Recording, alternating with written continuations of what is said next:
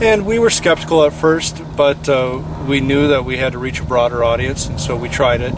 And the results took a little time to develop, but that was the key. We had the patience to wait for the name recognition to build, and the results now are tremendous.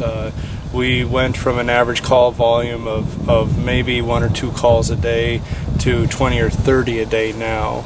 And so we attribute that to 2 things. We attribute that to yard signs and the radio ads. And they work so well together that the results have just been phenomenal. I think that as a business owner, you get approached by so many different people telling you that they have the solution for you to make your business successful, and they can't all be right. But when you take a product like radio and you reach a large market, you do so over and over and over, it's tough to argue with that, and it really proved itself. I think that we were skeptical that something that was considered traditional media would work, but what we hadn't considered was that when you combined it with new media and you combine it with yard signs, that the overall effect was greater than we could have hoped for. The most interesting story is we had a gentleman who had heard our ad multiple times, and he didn't take action until he saw his neighbor was doing it, and then he knew who to call. And what was interesting about that particular job over in Shortsville was that once he put in his own system, he told a number of his friends that he was doing this, and some of them called us immediately, and some didn't call for some months later. But what prompted them to call was then they heard the radio ad, and it was neat seeing how it worked in both directions. That they saw their friend had done it, that it was a real thing, that it really worked, and then the radio pushed them over the edge and said, "Oh yeah, I've got to give them a call."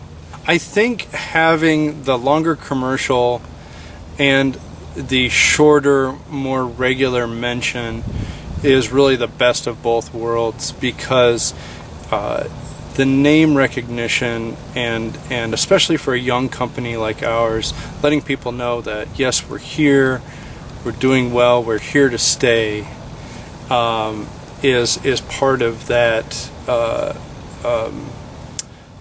Part of what we get out of the radio spots. But then the longer format lets us tell a little more messaging about why they need to act now, and the combination of the two seems to work really well.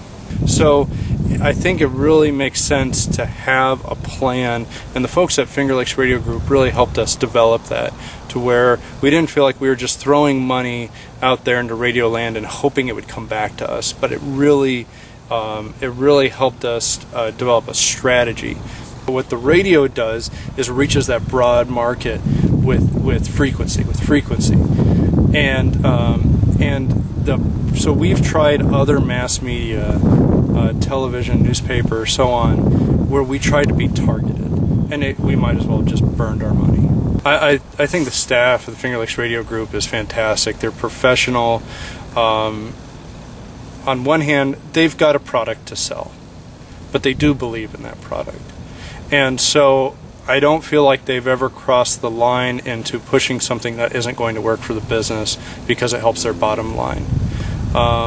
That's kind of rare to meet an organization that will say, you know what, spend less here because it isn't going to work for you, and why don't you put your money here?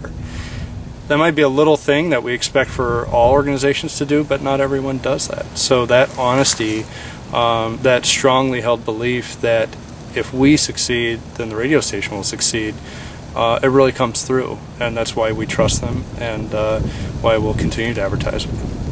So what this has meant for our business is growing from just my wife and I in 2012 to now having 15 employees, and annual revenues of greater than $3 million.